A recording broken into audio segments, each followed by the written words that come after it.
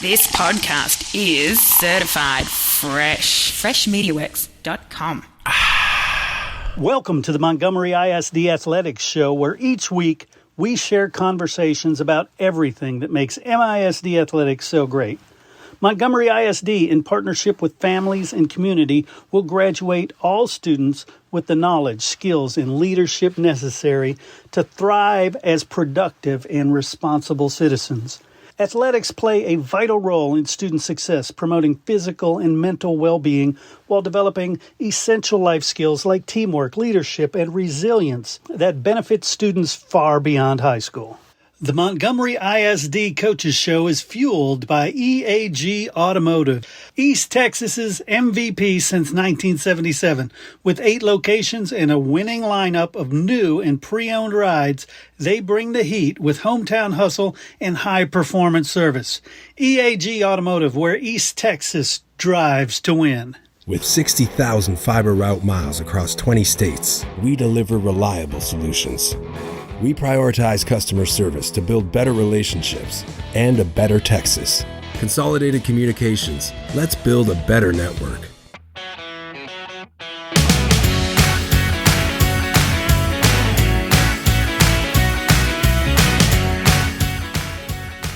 All right, everybody, welcome back to the Montgomery ISD Athletics Show. I'm Chris Daly, and today I am joined once again by Coach James Longoria, the tennis coach at Montgomery High School. Coach, how are things? Yeah, things are great. Thanks for having me again. Again, we're just kind of picking up where we left off in team tennis, and just kind of picking up and moving forward. So we have our eyes set on the regional tournament again, and hopefully getting into state this year. Nice.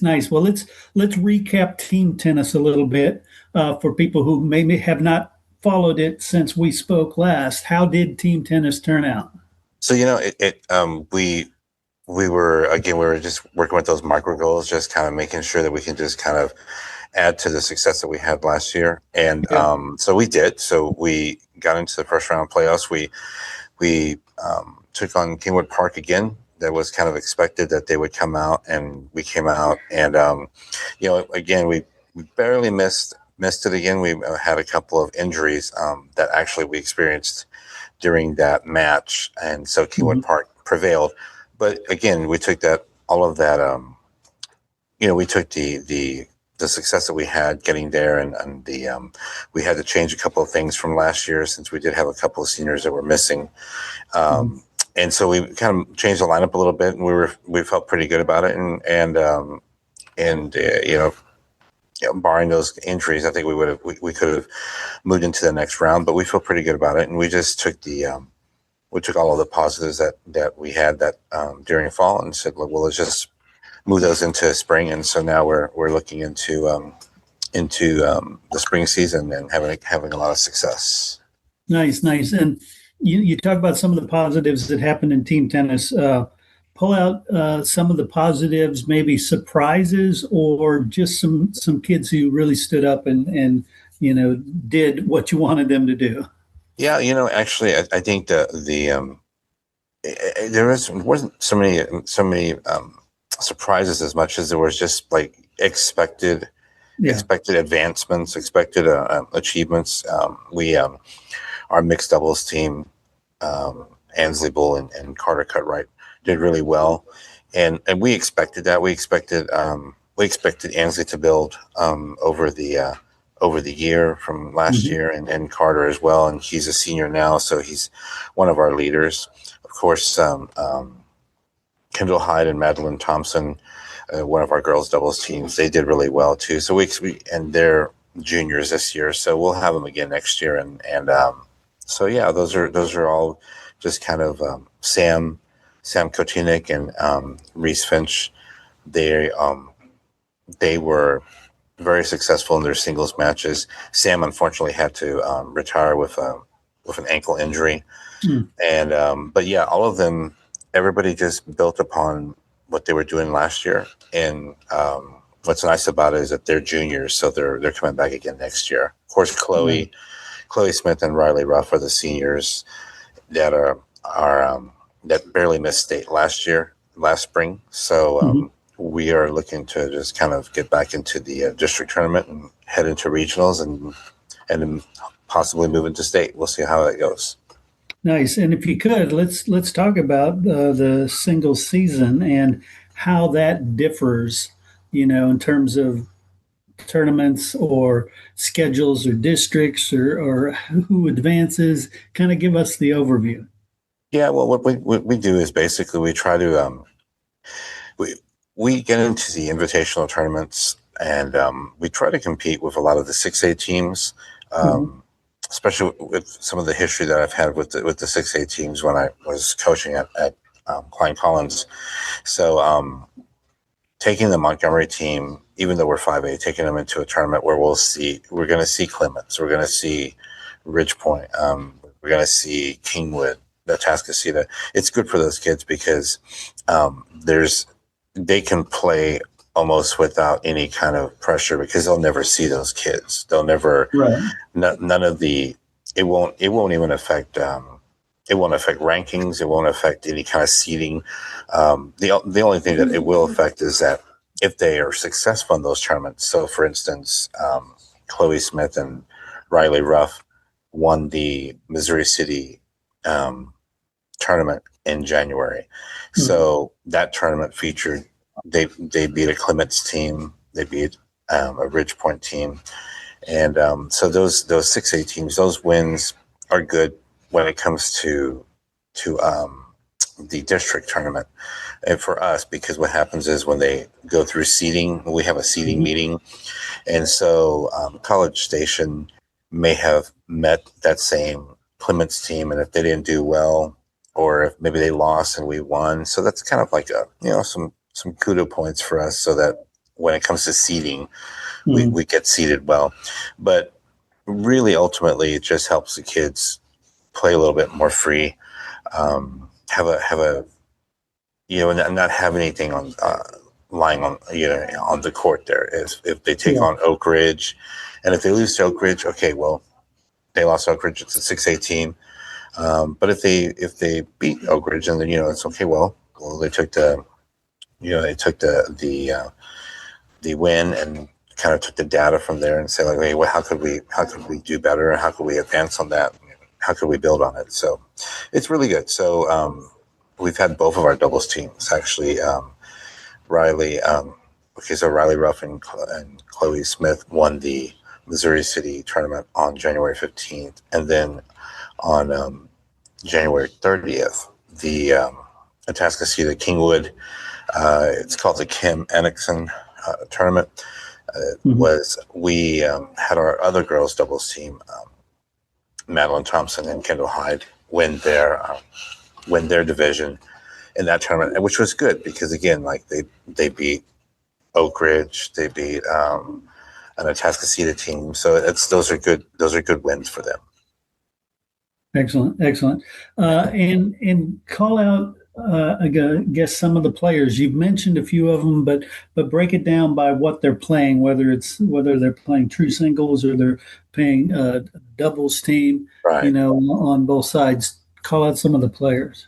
Yeah, so Smith and Ruff are one of the girls doubles teams, and then Kendall Hyde and Madeline Thompson is the other girls doubles team, and then we have we're led by on our girls side, Marissa Moat and Brooke Peterson, both seniors, and they're both playing singles, and Ansley Bull is playing mixed doubles with Carter Cutright, and that's we're building off of that from the team tennis success that they had, and they've had some good showings in the tournaments as well.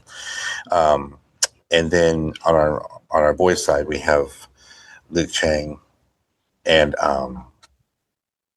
Sam Kotinik, who are playing doubles. So Sam would play with Reese in team tennis, but Reese is a soccer player. So when we lose him to soccer, our number one boy, Luke Chang, plays with Sam.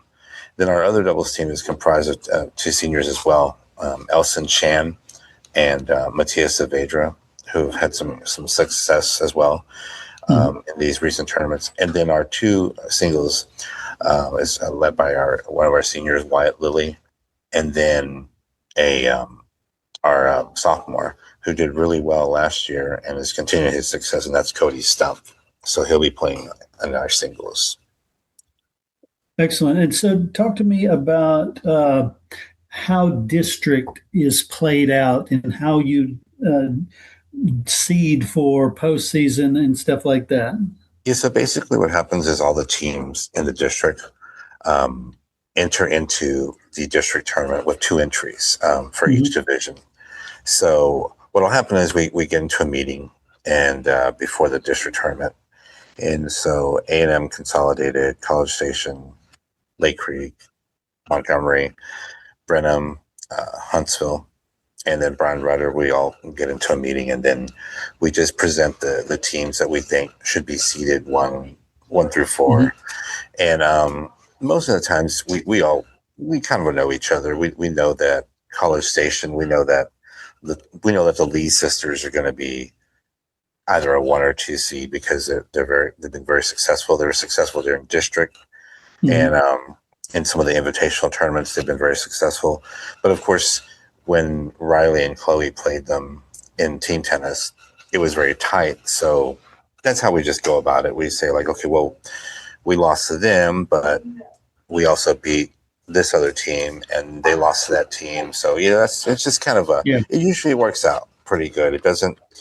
We don't ever really have any real like conflict over like the seeding at the district level.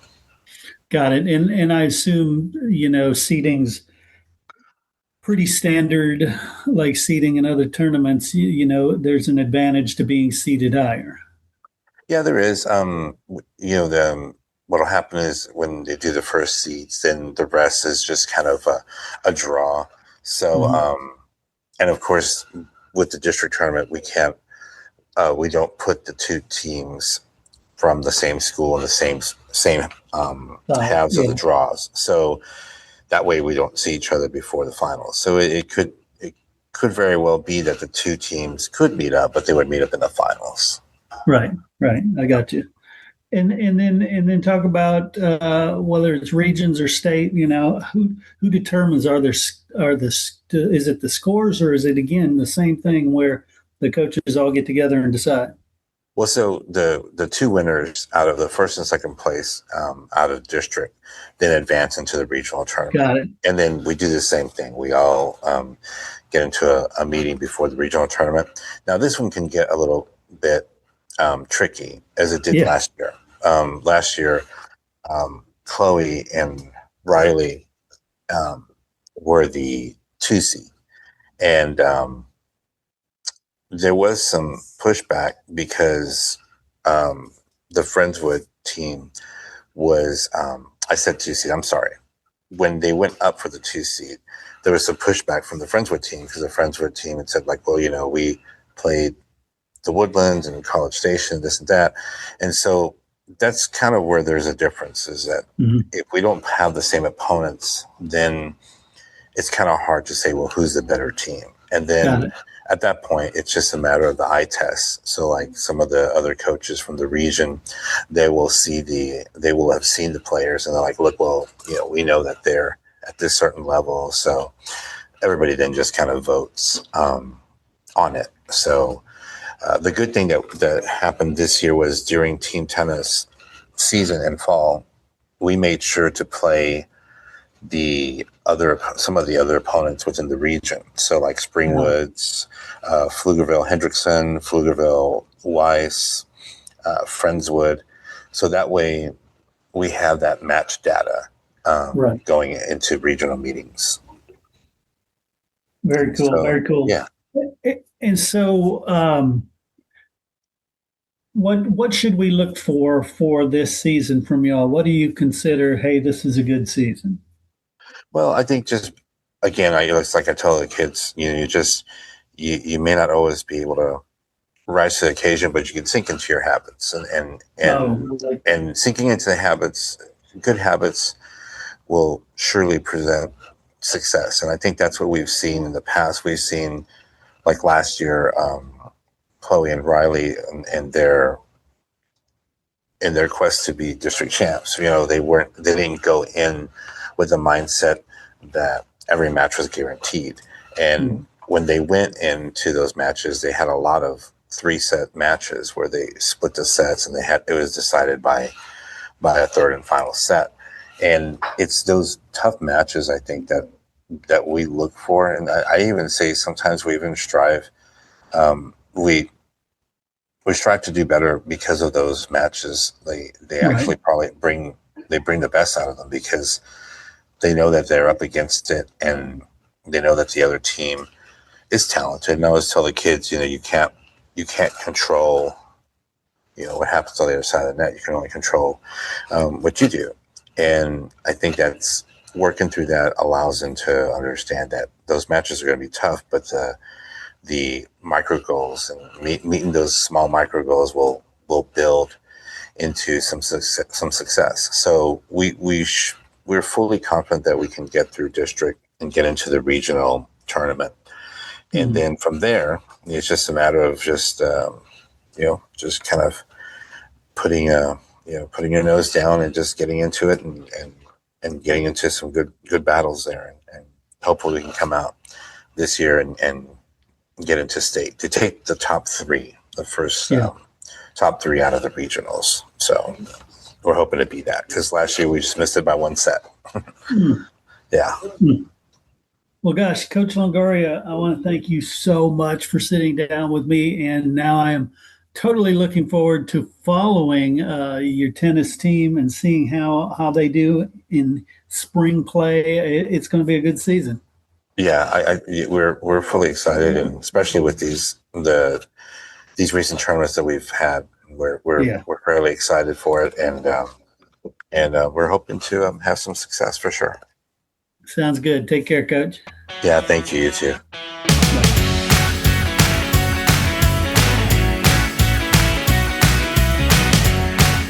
At the Woodlands Behavioral Health and Wellness Center, they want kids to thrive, not just in school, but in sports and in life. Pressures like anxiety, ADHD, or even the stress of competition and injuries can hold them back.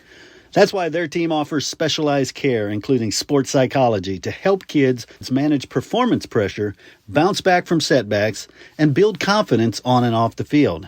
They provide complimentary consultations, so call today. Call 281-528-4226 or visit addwoodlands.com, because every student deserves the chance to thrive.